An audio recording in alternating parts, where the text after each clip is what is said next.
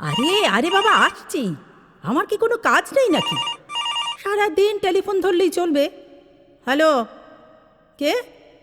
না, সে বাড়িতে নেই। কোন সকালে বেরিয়ে গেছে? হ্যাঁ, কোথায়? কোথায় আবার? হয় রবীন্দ্র সদন, নয় জোড়াসাঁকো। কে জানে কখন ফিরবে? আমায় তো আর কিছু বলে যায় না। কি খাওয়া? হ্যাঁ, তো রবি ঠাকুরের গান শুনিয়ে যদি পেট ভরে যায়, তাহলে আর খাবার কি দরকার? আচ্ছা ঠিক আছে, বলে দেব। ভালো কাজ হয়েছে। সকাল থেকে একটার পর একটা ফোন আসবে, আর তার নামও লিখে রাখতে হবে। তিনি বাড়ি এসে দেখবেন। হেড অফিসের বড়বাবু তো। আচ্ছা, ভোর 5টারও আগে তো রবীন্দ্র সদনে যাওয়ার কি দরকার নেই? নাওয়া নেই, খাওয়া নেই, ঘুম নেই, তিনি চললেন রবীন্দ্রসঙ্গীত শুনতে।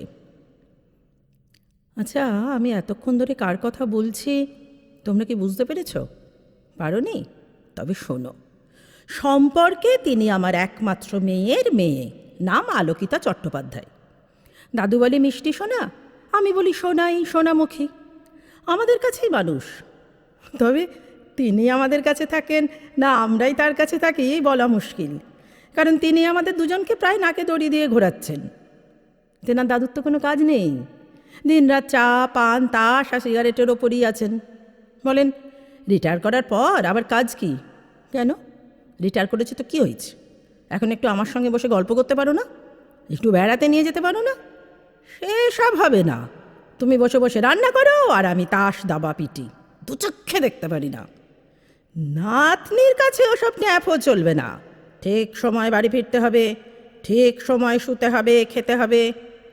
আজ নাতনি বাড়ি নেই, দাদুও বাড়ি নেই, মরতে মরছি আমি, বসে বসে পাহারা দিচ্ছি। বসে থাকুন একা একা। আজ তো তেনার ছুটি, তিনি আজ বাড়িতে থাকতে পারতেন না? তা না, আজ 25শে বৈশাখ দিদুন, আজ বাড়িতে থাকার কোনো প্রশ্নই নেই। উহ, একেবারে ঝুলেই পুড়ে গেলুম গো। হ্যালো, কে? না, সে বাড়িতে নেই। আজ 25শে বৈশাখ কি না, তাই রবি ঠাকুরের গান শুনতে বেরিয়ে গেছে। হ্যাঁ, তা আমি কি করব? তিনি কি আমার পারমিশন নিয়ে বেরিয়েছেন? তুমি কে গো? অ, সুরঞ্জনা। ইনি আরেক দিদিমণি। কে? রিহার্সাল? হ্যাঁ যাব, 5টায় তো। আচ্ছা রাখছি। তোমরা খুব অবাক হয়ে যাচ্ছ না? ভাবছো আমি আবার কি রিহার্সাল দেব, তাই না?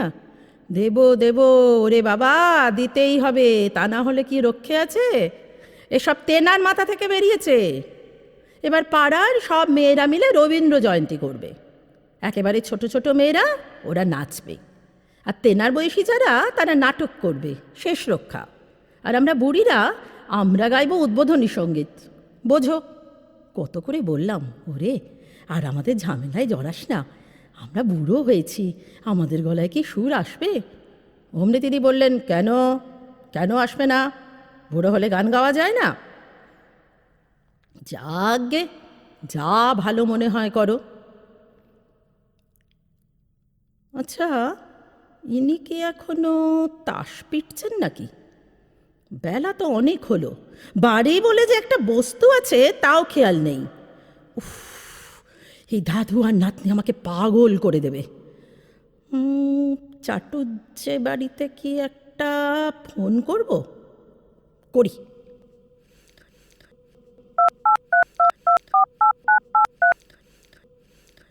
হ্যালো, কে রে তুতাই? হ্যাঁ রে, মুখার্জি দাদু কি এখনো তাস খেলছে? খেলছে না? তবে টিভিতে গান শুনছে? একবার দে তো ভাই। হ্যাঁ আমি। তুমি যে এত টিভি ভক্ত জানতাম না তো। বাড়িতে তো শুধু খবর দেখো, তাই বলছি। কি, আমাদের টিভিটা ভালো দেখা যায় না, তাই ও বাড়িতে গেছো? অ, ভালো।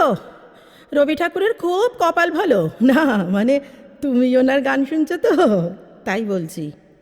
কি, দেরি হবে? আমি খেয়ে নেব? তা তো নেবই, তা নাহলে কি উপোস করবো নাকি? ঠিক আছে, রাখছি। উফ, কি লোক সব! আমাকে একা রেখে কেমন ঠুকঠুক করে দুজনে বেরিয়ে গেল। স্বার্থপর, স্বার্থপর, সব স্বার্থপর। এরপর সন্ধ্যাবেলা তিনি টায়ার্ড হয়ে বাড়ি ফিরবেন, আর ফিরেই পড়া ধরবেন। ওগো, তবে আর বলছি কি, তিনি আমায় পড়ান প্রত্যেক দিন সকালে ইউনিভার্সিটি যাওয়ার সময়। হ্যাঁ, তিনি এমএ পড়েন ইংরেজি নিয়ে। তো যাওয়ার সময় একটা লেখা আমায় পড়তে দিয়ে যান। সারা দুপুর ধরে আমি পড়া করব, আর সন্ধেবেলা তিনি বাড়ি এসে আমায় সেই লেখা থেকে প্রশ্ন করবেন, আর আমায় চটপট তার জবাব দিতে হবে। আচ্ছা, তোমরাই বলো, আমার এই ক্লাস 4-এর বিদ্যে নিয়ে আমি কি পারি ওই শক্ত শক্ত প্রশ্নের উত্তর দিতে? অবশ্য দাদু না আমাকে অনেক বই পড়িয়েছে। ঠিক আছে, পড়াতেই যদি হয়তো শরৎচন্দ্র পড়া, সোজা সোজা সব গল্প, ঘর গেরস্তর কথা, তাই পড়তে দে না, তা না। তিনি দিলেন বঙ্কিমচন্দ্র। ওরে আমার মা, সে কি শক্ত শক্ত কথা! বলে কি না, বানান করে পড়বে দুর্গেশ নন্দিনী। যাই হোক, অনেক বলা কওয়ার পর ঠিক হয়েছে রবীন্দ্রনাথের গল্পগুচ্ছ। আজ তার থেকে কোন গল্প বলো তো? স্ত্রীপত্র। এও খুব শক্ত গল্প। তবে এই সিনেমাটা দেখেছিলাম না, ওই যে গো মাধবী করেছিল, হ্যাঁ, সেই জন্যে পড়তে অত অসুবিধে হয়নি। আচ্ছা, আমরা কি পারবো মৃণালের মতো হতে? পারবো? পারবো সব ছেড়ে চলে যেতে? না, আমরা পারবো না। আমাদের অত সাহসই নেই। মৃণালের মতো মেয়ে আমি দেখিনি, কিন্তু বিন্দুর মতো দেখেছি। আমার ছোট পিসি, তারও ওই রকম পাগলের সঙ্গে বিয়ে হয়েছিল। আমার দাদু তো খুব গরিব ছিল, তাই কোনো রকমে মেয়েকে পার করেছিল। আমার সেই ছোট পিসি না গলায় দড়ি দিয়েছিল। তার পাশে তো মৃণালের মতো কেউ ছিল না গো। রবি ঠাকুরের খুব সাহস ছিল, তাই তিনি মৃণালের মতো সাহসী মেয়ে তৈরি করেছিলেন। যাকগে, বসেই যখন আছি তখন একবার গল্পটায় চোখ বুলিয়ে নেই। ও বাবা, এই বইয়ের ভেতর একটা চিঠি না? এ তো আমাকেই লেখা। মহারানী লিখেছেন। দেখি কি হুকুম করেছেন। দিদুন, আমার সোনার দিদুন, আজ 25শে বৈশাখ। দিদুন, আজ 25শে বৈশাখ। তোমার জীবনে সবচেয়ে কষ্টের দিন, সবচেয়ে দুঃখের দিন। তাই তো তোমাকে একলা রেখে আমি আর দাদু ভাই বাড়ি থেকে চলে এসেছি। দিদুন, তুমি কাঁদো, তুমি কাঁদো দিদুন। আমি জানি তুমি তো আমাদের সামনে কাঁদবে না, তাই তো তোমাকে আমরা একা কাঁদার সুযোগ করে দিলাম। কাঁদো দিদুন, প্রাণ ভরে কাঁদো। দিদুন, যার ছবির সামনে তুমি বসে আছো, আজ তার জন্মদিন। মনে রেখো, সেই মানুষটি তোমার থেকে অনেক অনেক বেশি শোক পেয়েছেন। যত শোক পেয়েছেন তত সহ্য করেছেন। আর আর সেই শোকের সাগরে আকণ্ঠ ডুবে তিনি অমৃতময় হয়ে উঠেছেন। তাকে স্মরণ করো দিদুন, তার চরণে নিজেকে সমর্পণ করো। দেখো দেখো, দেখো, তুমি খুব শান্তি পাবে। লক্ষ্মী দিদুন, তোমার সোনামুখী সোনাই। আজ 25শে বৈশাখ।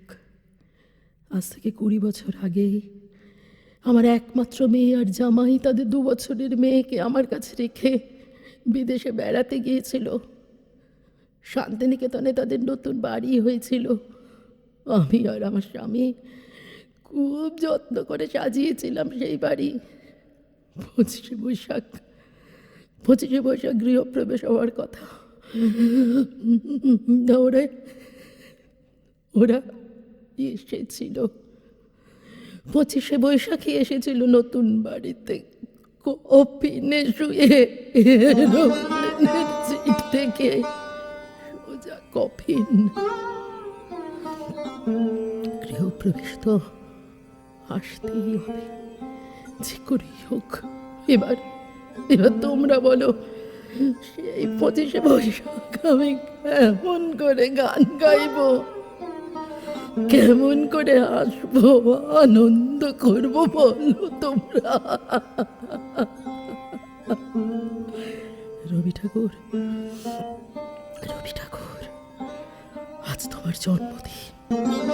সবাই আনন্দ করছে, গান গাইছে, হাসছে। আমি পারছি না, কিছুতেই পারছি না। রবি ঠাকুর, আমাকে তোমার মতো শক্তি দাও, সহ্য করার শক্তি, বলতে পারার শক্তি। তোমার মতো আমিও যেন দুঃখের সাগর মন্থন করে অমৃত কলস তুলে আনতে পারি। আমি যেন সেই অমৃত ধারায় আমার সোনাইকে স্নান করাতে পারি। আমার সোনাই যেন তোমার মতো অমৃতময় হয়ে উঠতে। এইটুকু এইটুকু দয়া করো রবি ঠাকুর।